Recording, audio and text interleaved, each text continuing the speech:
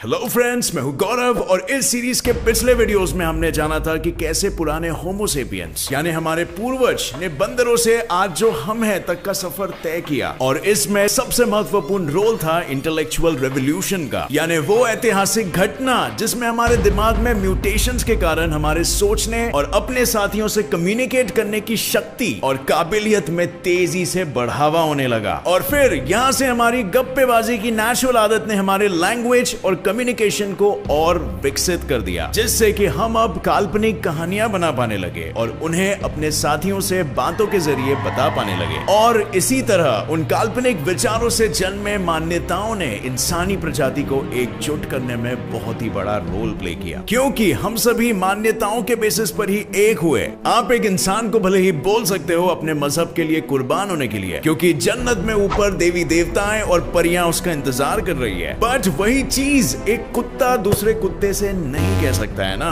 कुत्ता बेचारा तो ऐसा कुछ सोच भी नहीं सकता, लेकिन हम सोच सकते हैं, बोल सकते हैं और इस मान्यता के बल पर एक फौज तक खड़ी कर सकते हैं, जिस फौज में लोग फिदाइन बनकर अपनी ही जान गंवाने के लिए भी तैयार हो जाएंगे, सिर्फ एक मान्यता पर अपना विश्वास कायम रखने के लिए। जैसे हिटलर के मानने में ज्यूज गंदे और नीचे जाति के होते हैं, जो जर्मनी के प्योर आर्यंस और उनके देश को करप्ट कर रहे हैं। और इसी मान्यता ने नाजी पार्टी के सभी मेंबर्स को जोड़े रखा और लाखों के तादादों में ज्यूज की मौत हुई। ज्यूज यानी यहूदियों को बुरी तरह मारा गया, उन्हें तड़पाया गया और न जाने उनके साथ कितने ह्यूमन एक्सपेरिमेंट्स किए गए। अंग्रेजों ने भारतीयों के साथ क्या किया था? आर्यन इन्वेजन थियरी के जरिए नॉर्थ इंडियंस को आर्यंस का टाइटल दे दिया और साउथ इंडियंस को द्रविडियंस। और इसी एक मान्यता के बेसिस पर हमारे ही देश के लोगों को बांटा और उन्हें एक दूसरे के खिलाफ भड़का दिया, ताकि हमारी एकता नष्ट हो जाए और हम कमजोर हो जाए। और आज बिल्कुल यही चीज मिडिल ईस्ट के साथ भी हो रही है, जहां शिया और सुन्नी मुस्लिम्स आपस में ही मान्यताओं के बेसिस पर लड़ रहे हैं और प्रोपोगेंडा बढ़ाए हथियार बेचकर यूएसए और रशिया पैसे गिन रहे हैं। अब फ्रेंड्स, ऐसा नहीं है कि यूएस ये सब किसी शैतानी वजह से कर रहा है, बस कह सकते हैं ये दुनिया का एक नियम है यार। जहां मार्केट है वहां बिजनेस तो होगा ही, और मार्केट हम तैयार कर रहे हैं मान्यताओं के बल पर लोगों को बांट कर। सो ऐसी कॉम्प्लिकेटेड क्यों है आज हम इंसानों की स्थिति? हम होमोसेपियंस जो पहले इतने सारे भगवानों में और प्राकृतिक शक्तियों में विश्वास रखते थे और मान्यताएं रखते थे, फिर भी कभी भी धर्म की लड़ाइयों में कभी इतनी बड़ी तादादों में जाने नहीं जाती थी। और इसका एक छोटा सा रीजन है, और वो रीजन है प्यास। पावर यानी ताकत की प्यास। अब इसके लिए हमें सबसे पहले ह्यूमन नेचर को समझना पड़ेगा, क्योंकि इसे समझे बिना बाकी सभी चीजों को समझना मतलब बिना बैट के क्रिकेट खेलने जैसा हो जाएगा। बट अगर आप इस चीज को समझ गए, सो जैसे मैंने पहले के भी वीडियोस में दावा किया है कि आप समझ जाओगे कि दुनिया कैसे चलती है, और आप इसी ज्ञान से अपनी जिंदगी को सही मोड़ दे पाओगे, अपनी सही विचारधाराओं को चुनकर और जिंदगी में सही चॉइसेस और डिसीजंस को लेकर। सो फ्रेंड्स, ह्यूमन नेचर को लेकर हम आगे बहुत ही डिटेल में बात करेंगे, लेकिन अभी के लिए हम इसे यहीं पर छोड़ देते हैं और चलते हैं एक बार फिर से हमारे अतीत में, लगभग 3800 सालों पहले, जब दुनिया के सबसे पहले मोनोथिस्टिक धर्म यानी सिर्फ एक ही भगवान को मानने वाले धर्मों में से सबसे पहला और सबसे मुख्य धर्म जूडाइज्म यानी यहूदियों के धर्म का जन्म हुआ था। और जूडाइज्म हमारे लिए क्यों इंपॉर्टेंट है? क्योंकि दुनिया के दूसरे बड़े मोनोथिस्टिक धर्म क्रिश्चियनिटी और इस्लाम, जिन दोनों धर्मों की आबादी को मिलाकर हमारे पृथ्वी की 60% से भी ज्यादा आबादी कवर हो जाती है, ये दोनों धर्म इसी धर्म से बहुत ही स्ट्रॉन्ग कनेक्शन शेयर करते हैं। हम बाद में हिंदुइज्म की भी बात करेंगे और ये भी जानेंगे कि हिंदुइज्म का जन्म कभी हुआ और इसका इतिहास क्या रहा है। बट अभी के लिए friends, let's focus on the human history in the west. 1812 BC में, जो इतिहास में द ब्रॉन्ज एज के नाम से जाना जाता है, मिडिल ईस्ट के उस जगह में जो आज का इजराइल है, में एब्राहम नाम के एक इंसान को दो एंजल्स यानी स्वर्गदूतों के साथ याहवे यानी भगवान के दर्शन हुए। एंजल्स के जाने के बाद भगवान ने स्वयं एब्राहम को कुछ जिंदगी और इस ब्रह्मांड का ज्ञान दिया, जो उन्होंने फिर अपने साथी गांव वासियों के साथ शेयर किया। अब देखने में, क्योंकि इब्राहिम और इजराइल के वो लोग ही इतने खुश नसीब थे कि पूरी दुनिया को छोड़कर सिर्फ उन्हें ही भगवान का ये ज्ञान प्राप्त हो सका, तो बिल्कुल यही मान्यता कि we are the special one, we are the chosen one by God ने संगठित किया उस गांव के लोगों को और जन्म हुआ जूडाइज्म यानी यहूदी धर्म का। और इस कहानी का जिक्र क्रिश्चियनिटी और इस्लाम दोनों में है, क्योंकि उनके धर्मों की भी कहानी बिल्कुल यहीं से ही शुरू होती है। और इसीलिए क्रिश्चियनिटी और इस्लाम दोनों को एब्राहमिक रिलीजन कहा जाता है, जो ब्रांच आउट होते हैं जूडाइज्म से। और फिर उसके 500 सालों बाद यहूदियों की ऑफिशियल रिटन धार्मिक स्क्रिप्चर तोराह का जन्म हुआ, जिसे प्रॉफिट मोसेस ने लिखा था 40 दिनों तक पहाड़ों के बीच गुजारकर। जैसे हिंदुओं की धार्मिक ग्रंथ भगवत गीता है, वैसे ही ज्यूज यानी यहूदियों की तोराह है। और इसे और कुछ दूसरे प्रॉफिट्स के वर्क को कंबाइन करके क्रिश्चियंस आज ओल्ड टेस्टामेंट ऑफ बाइबल या हिब्रू बाइबल के नाम से भी जानते हैं। और इसमें बुक्स के नाम है जेनेसिस, एक्सोडस, लेविटिकस, नंबर्स और ड्यूटेरोनॉमी, जिसमें मोसेस ने कई कहानियों के कलेक्शंस और धर्म की शिक्षाओं दोनों को इंक्लूड किया था। और फिर इसके 1400 सालों बाद जीसस का जन्म हुआ, एक ज्यूइश धर्म में ही। जीसस उस समय के धर्म के ज्ञान में काफी आगे थे और इसीलिए वो सबसे पहले यहूदियों के ही रैबाई समान बने। रैबाई यहूदी धर्म में जैसे हिंदू पंडित या मुस्लिम मौलाना के समान होता है। और जीसस ने इंसानों में प्यार का महत्व सिखाया और उनकी खासियत थी कि वे उस समय के धार्मिक ज्ञान को पैराबल्स यानी छोटी कहानियों और मुहावरों के रूप में समझाते थे, जो उनके फॉलोअर्स को काफी पसंद आता था। और फिर उसके बाद की कहानी जैसे आपको पता है, जो हमने इससे पहले वाले वीडियो में जाना था, जब पॉल ऑफ टार्सस ने क्रिश्चियन धर्म को एक मिशनरी एंगल दिया, यानी वो दुनिया भर में क्रिश्चियनिटी के प्रचार करने में लग गए। और उसके बाद क्रिश्चियनिटी जैसे मोनोथिस्टिक धर्म की तादाद तेजी से बढ़ने लगी और इसका फॉलोइंग ईयर्स में खुद में ही बंटवारा होने लगा। और इस बंटवारों में लाखों की संख्या में एक क्रिश्चियन ग्रुप का दूसरे क्रिश्चियन ग्रुप को मार देना बहुत ही आम बात हो गई थी। और फिर क्रिश्चियनिटी के जन्म के लगभग 700 सालों बाद सऊदी अरेबिया में इस्लाम का जन्म हुआ, जो एक और एक मिशनरी धर्म था। मीनिंग प्रॉफिट मोहम्मद, जो इस्लाम के फाउंडर है, उनके मानने में पूरी दुनिया को इस्लाम धर्म अपनाना चाहिए और अल्लाह को पूजना चाहिए और इसी में ही सभी की भलाई है। और जैसे हम सभी जानते हैं कि इस विचारधारा को लेकर भी बिल्कुल क्रिश्चियंस की तरह दुनिया में बहुत सारे दंगे फसाद हुए, जंगे हुई और लाखों की तादादों में जाने गई और यहाँ तक आज भी जा रही है। लेकिन फ्रेंड्स, यहाँ पर जरा गौर से सोचिए, ऐसा क्या हुआ कि क्रिश्चियनिटी और इस्लाम ये दोनों दुनिया के सबसे बड़े धर्मों को जन्म देने के बाद जूडाइज्म यानी यहूदी धर्म इन्हीं की तरह खुद अपनी तादाद को नहीं बढ़ा पाया और एक पीसफुल यानी शांति प्रिय धर्म बन गया। और जरा आज का यहूदियों का देश इजराइल को ही देख लीजिए, ये अपने चारों ओर सराउंडेड है मुस्लिम देशों से जो इसके खून के प्यासे हैं और इस छोटे से यहूदी देश के वजूद को अपने बीच से निकालना चाहते हैं, लेकिन फिर भी इस्राएल का बाल तक बाका नहीं कर पा रहे हैं। इनफैक्ट 1967 में एक जंग भी लड़ी गई थी इजराइल और उसके सभी पड़ोसी देशों के बीच, जहां एक तरफ था सिर्फ अकेला इजराइल और दूसरी तरफ थे सारे देश जैसे इजिप्ट, सीरिया, जॉर्डन, इराक और लेबनान। और इसके बावजूद भी इस पिद्दी से देश इजराइल ने इस जंग को 6 दिन में खत्म कर दिया और विजेता उभर आया और अपने इलाके गंवाने के बजाय इन देशों की टेरिटरीज को कैप्चर कर दिया, जैसे गाजा स्ट्रिप और सिनाई पेनिनसुला इजिप्ट से,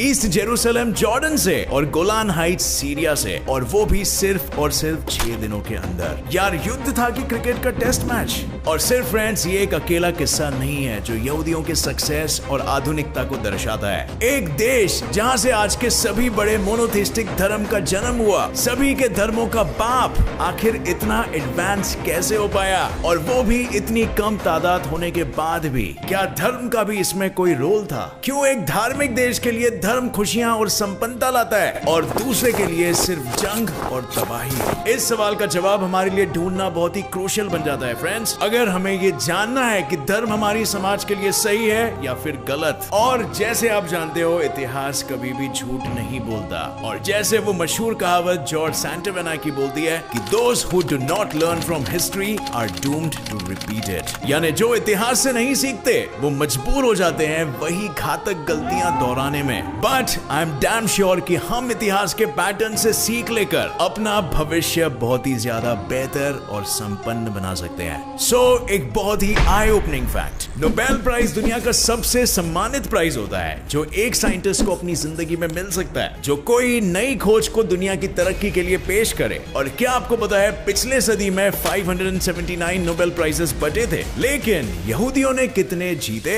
143, यानी पूरे 25%। मतलब इनकी आबादी सिर्फ 1.5 करोड़, जो है मुंबई जैसे छोटे शहर से भी आधा करोड़ कम, और यानी दुनिया की आबादी की महज 0.20% पॉपुलेशन, और इन्होंने पूरी दुनिया के 25% नोबेल प्राइजेस हड़प लिए। Mind blowing, right? आइंस्टाइन भी एक यहूदी था, बाय द वे। और दूसरी तरफ मुस्लिम्स की आबादी है 180 करोड़, यानी दुनिया की आबादी का रफली 25%। तो मुस्लिम्स को तो ज्यूस से कई ज्यादा, मेरा मतलब है कई ज्यादा नोबेल प्राइजेस जीते होने चाहिए, राइट? और कितना है वो आंकड़ा?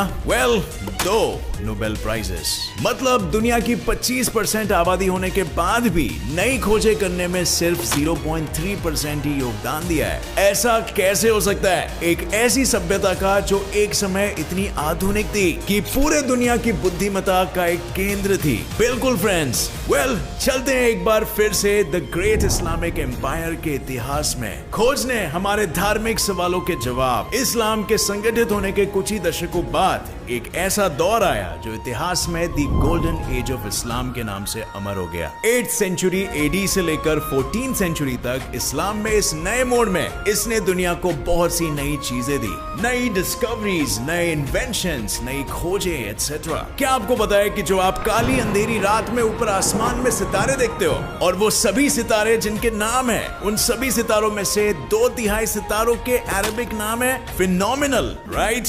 ये सभी खोजें उसी गोल्डन एज में की गई थी। और इनफैक्ट ये सभी सब्जेक्ट जैसे अलजेब्रा, जो अरबी वर्ड अलजब्र से निकला है, एल्केमी जो निकला है अल्केमिया शब्द से, अल ख्वारिज़मी से निकला है वो शब्द एल्गोरिथम, जिससे आज सभी कंप्यूटर सॉफ्टवेयर चल रहे हैं। और लिस्ट बहुत ही लंबी है जो आप यहाँ देख सकते हो इस विकिपीडिया पेज में।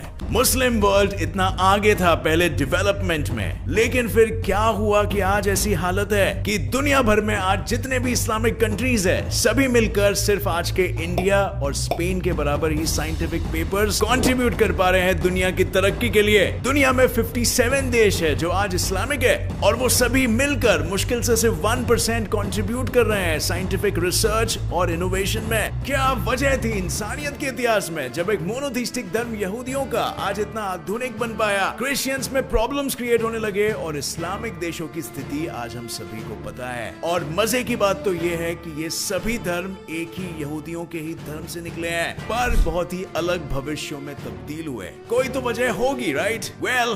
है, और इसका जवाब हमें मिलेगा 11वीं सदी में, और जो हम सभी इंसानों के लिए एक बड़ी सीख है। पूरा इंटरनेट छान मारने पर पता चलता है कि उस वक्त 2 फोर्सेस ने सबसे बड़ा रोल प्ले किया इस्लाम की साइंटिफिक थिंकिंग उखाड़ने में, और हम ये बहुत ही गहराई में जानेंगे विद रियल लाइफ एग्जांपल्स हमारे ही इतिहास में से कि ऐसा होना एक सभ्यता के लिए किस तरह एक बहुत ही बड़ा डिसएडवांटेज होता है। सो बिल्कुल बने रहिए। प्रॉफिट मोहम्मद के बाद मुस्लिम एम्पायर टेक ओवर किया गया रशीदुन कैलिफेट द्वारा। कैलिफेट का मतलब एक मुस्लिम एम्पायर जो एक कैलिफ यानी लीडर के रूल के अंडर में है। और रशीदुन कैलिफेट के बाद आया उमायद कैलिफेट, जो कि इस्लामिक हिस्ट्री में सेकेंड कैलिफेट है और आज के सीरिया की राजधानी डेमेस्कस बेस था। और फिर उमायद्स पर विजय हासिल करे तीसरा कैलिफेट आया, जो था अब्बासिद कैलिफेट, जो आज के इराक की राजधानी बगदाद बेस था। और बिल्कुल यही उमायद और अब्बासिद डायनेस्टी में ही साइंस, रिसर्च और नॉलेज आसमान की ऊंचाइयों तक पहुंचा। और कुछ दशकों के लिए बिल्कुल ऐसा लगने लगा कि साइंटिफिक नॉलेज का गढ़ अब मुस्लिम राज्य ही बन चुका है। और ये था Islamic golden age. Islamic golden age को हिस्ट्री में बहुत ही ब्यूटीफुली एक्सप्लेन किया गया है, कैसे हर जगह पर स्कूल्स, कॉलेजेस, हॉस्पिटल्स वगैरह होते थे। और बगदाद में था दी हाउस ऑफ विजडम, जिसमें दुनिया भर के बुद्धिमान लोग यहाँ पर आते और अपना ज्ञान और विजडम शेयर करते थे, जिसे फिर अरबिक लैंग्वेज में ट्रांसलेट करे बुक्स में कैद किया जाता था। इतिहास में फ्रेंड्स हम बार बार ये देखेंगे कि जब भी एक राज्य साइंटिफिक थिंकिंग और इंडिपेंडेंट रिसर्च को बढ़ावा देता है, वो संपन्नता प्राप्त करता है। और जैसे ही इन चीजों पर ब्रेक्स लग जाते हैं तो परिणाम कुछ उल्टा ही होने लगता है। इस गोल्डन एज के बाद मुस्लिम्स को जो झटका लगा, उस झटके से दुर्भाग्यवश इस सभ्यता सभ्यता का आज तक उभर पाना मुश्किल हो गया है। लेकिन ऐसा क्या हुआ उस समय के संपन्न मुस्लिम्स के साथ? वेल, इमाम हमीद अल गजाली उस समय का एक बड़ा इन्फ्लुएंशियल लीडर था और उसने बेसिकली उस समय जिस तरह लोग इस्लाम को फॉलो कर रहे थे सभी तौर तरीकों पर नजर डाला और उन्हें इकट्ठा करे एक बुक में कैद कर लिया और फिर यही कोडिफाइड बुक को अपने साथियों के साथ पेश किया और उन्हें ज्ञान दिया कि ये सही तरीका है रिलीजन यानी मुस्लिम धर्म को फॉलो करने का और एक सच्चा मुस्लिम बनने का। अपनी सबसे फेमस किताब इनकोहेरेंस ऑफ द फिलोसोफर्स में उसने ये बताया था कि जो भी घटनाएं हमारी जिंदगियों में घट रही है उसके पीछे भले ही दिखाई पड़ रहा है कि प्राकृतिक शक्तियां काम कर रही है, असल में वो सभी घटनाएं भगवान यानी अल्लाह के मर्जी के वजह से घट रही है और उनके मर्जी के बगैर बिल्कुल नहीं घट सकती। ये समझाने के लिए उन्होंने एक एग्जाम्पल भी दिया कि अगर कापूस को आग से जलाया जाए तो आपको ये जरूर दिखाई देगा कि आग ने कापूस को जलाया, मगर ये सिर्फ एक भ्रम है और सच्चाई तो ये है कि अल्लाह ने ऐसा हर बार चाहा और इसीलिए ऐसा हो पाया। और फ्रेंड्स, ये बयान ने इस्लाम की जैसे लॉजिक की रीढ़ की हड्डी ही तोड़ दी, क्योंकि अब लोगों का कॉज एंड इफेक्ट से भरोसा ही उठ गया और आज भी यही एटीट्यूड आपको कुछ मुस्लिम्स में देखने मिलेगा। जैसे मैं अपने पर्सनल एक्सपीरियंस से एक किस्सा बताता हूँ। जब एक बार मैं अपने एक मुस्लिम फ्रेंड के घर गया और मैंने नोटिस किया कि उसकी बिल्डिंग काफी पुरानी हो गई थी, तो मैंने उससे पूछा, यार सोसाइटी को कहकर बिल्डिंग को पेंट क्यों नहीं करवा लेता, इतनी पुरानी जो हो गई है। और जो उसका रिप्लाई था, उसने ये एटीट्यूड साफ झलकाया। उसने कहा, बस यार अल्लाह ताला ने चाहा तो बिल्डिंग पेंट हो जाएगी। और उस समय मुझे ये समझ नहीं आया कि ऐसा कहने के पीछे कोई वजह भी थी, पर बाद में थोड़े रिसर्च के बाद इस एटीट्यूड के पीछे के इतिहास के बारे में जानने मिला। अब फ्रेंड्स, हमीद अल गजाली ने इस चीज का प्रचार तो किया, पर साथ में एक और एक बात भी कही जिसने इस्लामिक एरा में सारे मैथमेटिकल एडवांसमेंट पर ब्रेक्स लगा दिए, और वो था ये बयान कि आंकड़ों यानी नंबर्स को मैनिपुलेट करना जो मैथ्स में अक्सर किया जाता है, वो हम धरतीवासी इंसानों का कारनामा है और अल्लाह की खोज नहीं। मतलब इन शॉर्ट, धार्मिक ज्ञान इन सभी साइंटिफिक और मैथमेटिकल एडवांसमेंट जिसने इस्लाम को सुनहरे दिन दिखाए से कहीं ना कहीं ज्यादा महत्वपूर्ण है। और हमीद के आइडियाज को बहुत ही ज्यादा पॉलिटिकल और कल्चरल सपोर्ट मिला और यहां से मुस्लिम्स में थोड़ा सा माइंडसेट शिफ्ट आने लगा। लेकिन जो भी हो, सिर्फ एक इंसान अकेला इतना बड़ा बदलाव नहीं ला सकता, राइट, विदाउट ए पॉलिटिकल बैकिंग। और इसीलिए यहां पर इनसे भी बड़ा रोल प्ले किया गया उस समय के नए नवेले सेल्जुक एम्पायर के वजीर निजाम अल मुल्क ने। निजाम अल मुल्क वो बंदा है जिसे आज सभी मुस्लिम्स ब्लेम कर सकते हैं इस्लाम के गोल्डन एज को खत्म करने के लिए। सेल्जुक्स ने जैसे ही अब्बासिद एम्पायर के एरियाज को कैप्चर करना शुरू किया 1250 एडी में, और उसके बाद सेल्जुक्स के वजीर निजाम अल मुल्क ने वहां के एजुकेशन सिस्टम को एक बड़े पैमाने पर चेंज कर दिया। आज हम भारतीय अपने रट्टाऊ एजुकेशन सिस्टम से परेशान हैं और वैसा ही कुछ इस्लाम के इतिहास में भी आने वाला था जो मुस्लिम्स को ज्ञान से दूर ले जाएगा और धर्म के करीब। अब्बासीज, जैसे आप जानते हो, साइंटिफिक थिंकिंग और साथ में रिलीजियन दोनों पर यकीन रखते थे। उनका मानना था कि धर्म को समय के अनुसार विकसित होते रहना चाहिए और साइंस और नॉलेज को भी बढ़ते रहना चाहिए, और the golden age of Islam जैसे आप जानते हो इसी विचारधारा का सबूत था। पर निजाम अल मुल्क ने संगठित किया दी निजामिया सिस्टम, जिसमें उसने धर्म और एजुकेशन को एक ही साथ इंस्टीट्यूशनलाइज कर दिया, यानी एक ऐसा एजुकेशनल सिस्टम बनाया जिसमें धार्मिक स्टडीज ना ही सिर्फ कंपलसरी हो गई पर एक बहुत ही अहम हिस्सा बन गई एजुकेशन का। इतना कि इंडिपेंडेंट इंक्वायरी यानी खुद की रिसर्च और खोजबीन करने का सिस्टम ही जड़ से उखड़ गया। और जैसे आप जानते हो, सेल्जुक एम्पायर उस समय इस्लामिक राज्यों में फुल पावर में थे और अब्बासीद राजा तो बस नाम का ही हेड था ताकि सिविल वॉर ना हो जाए। और इसी पावर के चलते फिर जगह जगह निजामिया सिस्टम स्टार्ट होने लग गए और धार्मिक पढ़ाइयों को ज्यादा मान्यताएं मिलने लग गई, इतनी कि धार्मिक विद्यार्थियों को अब स्कॉलरशिप्स और बेहतर करियर ऑप्शंस मिलने लग गए, much more than independent thinkers. और इस नए निजामिया सिस्टम को सेल्जुक एम्पायर का पूरा फाइनेंशियल और पॉलिटिकल बैकअप था। लेकिन यहाँ पर सवाल ये आता है फ्रेंड्स कि निजाम अल मुल्क ने आखिर ऐसा किया क्यों? वेल, ये उस समय के बढ़ते शिया और बटीनिया मुस्लिम्स की तादाद और आइडियोलॉजी का सामना करने के लिए किया गया था, मतलब सेल्जुक्स के अपने खुद के पॉलिटिकल फायदे के लिए। और कुछ ऐसा नहीं किया जैसे आज के कुछ इररिस्पॉन्सिबल लीडर्स हिंदू मुस्लिम में झगड़ा लगाकर अपनी धर्म की दुकान या वोट बैंक चलाते हैं। और ये निजामिया सिस्टम फिर उसके बाद पूरे 400 सालों तक चलता रहा और आज तक विकसित हुए चल रहा है। और इसने इस्लाम के अंदर की धार्मिक कट्टरता बढ़ा दी और इंडिपेंडेंटली ज्ञान हासिल करने की प्यास कम कर दी, क्योंकि आखिर धर्म की किताबों में ही हर सवाल का जवाब पहले से ही लिखा है ना। हमारी औकात ही क्या है। इस मानसिकता से सोसाइटी में रिलीजियस इंटॉलरेंस बढ़ने लगा, यानी दूसरे धर्मों के लिए प्यार और इज्जत कम होने लगी। और जब भी ऐसा किसी भी एम्पायर में होता है तो